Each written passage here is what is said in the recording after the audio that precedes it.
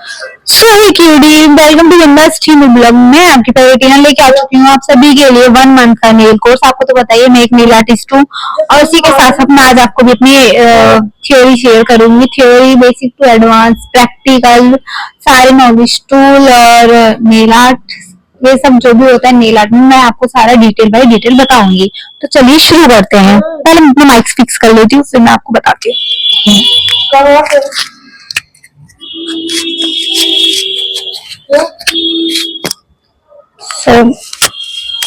वैसे यार आने तो चाहिए तो सो गाइस चलिए शुरू करते हैं अपने बेसिक टूल्स से जो कि हमारे पास होने चाहिए और बहुत ही ज्यादा बेसिक होते हैं। सबसे पहले हमारा आ जाता है पुशर। तो ये पुशर है, जो ब्यूटिशियंस वगैरह होंगे उन्हें तो पता है ये किस लिए यूज होता है। ये जो हमारी स्किन होती है ना नेल्स से पुश करने के लिए यूज होता है।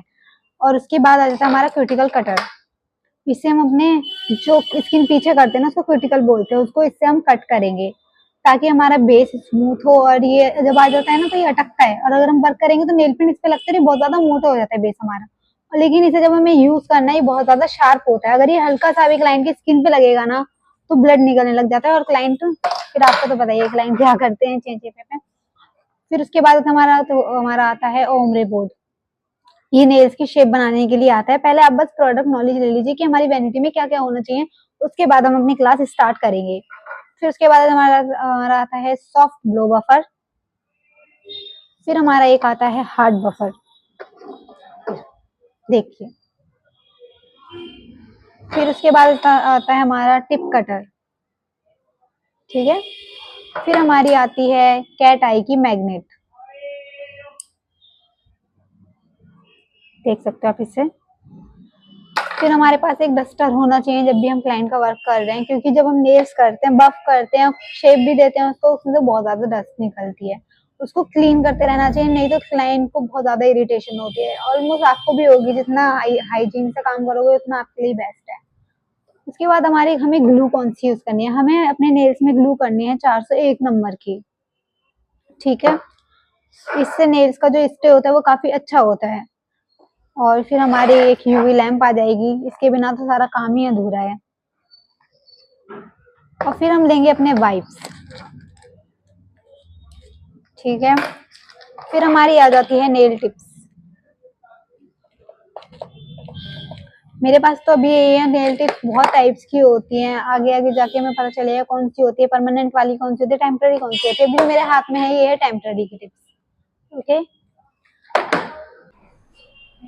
सो गाइस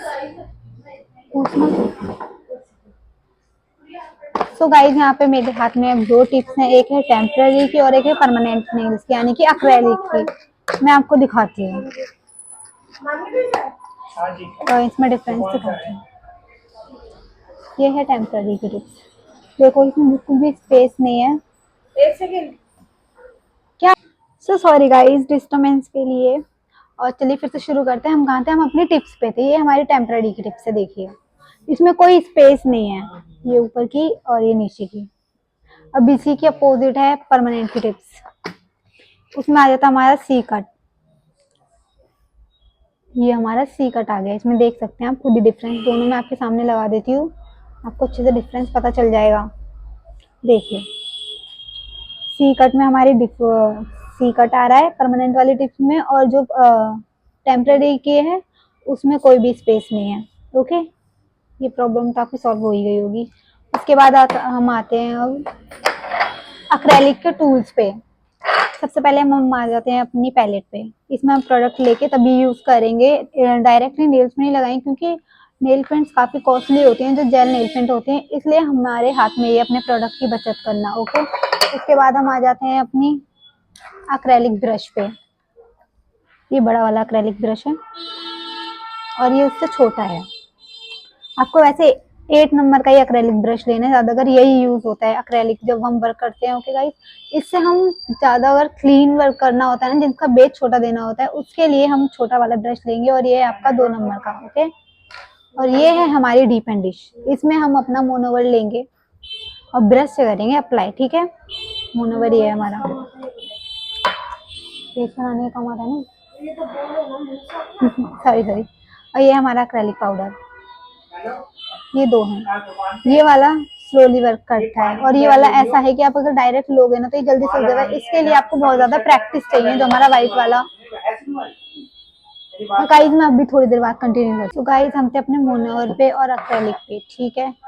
ये मोनोवर इसका बेस है। जब हम मोनोवर, वो तो आपकी जाके को पता चलेगा कैसे इसको यूज करते हैं। मैं आपको एकदम बेसिक बेसिक बता देती हूँ कि ये जो मोनोवर है इस डीप एंड डिश में हम इसको लेंगे और ब्रश के अप्लाई करके, ब्रश में इसको लेके फिर हम अपने एक्रेलिक पाउडर की एक बॉल उठाते हैं इससे, ठीक है।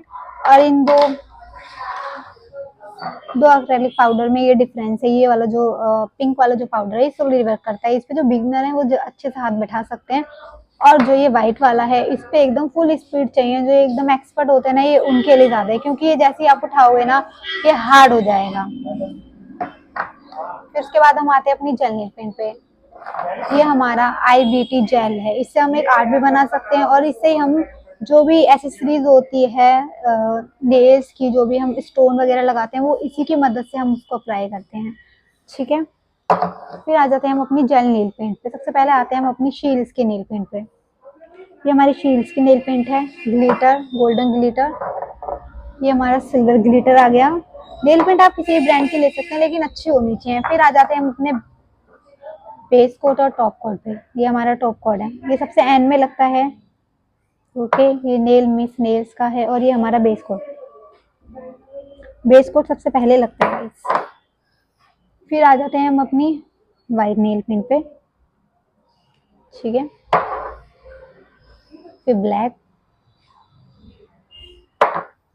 उसके बाद है हमारी शील्ड्स की रेड, और सबसे मोस्ट फेवरेट कलर गर्ल्स का पिंक कलर। ये विनमे का शेड है, इससे हमारा जब भी हम वर्क करते हैं ना तो ये हमारा बेस है, कैट आई का बेस है ये हमारा, ठीक है गाइस। देख सकते हो आप इसका पिगमेंट बहुत प्यारा है।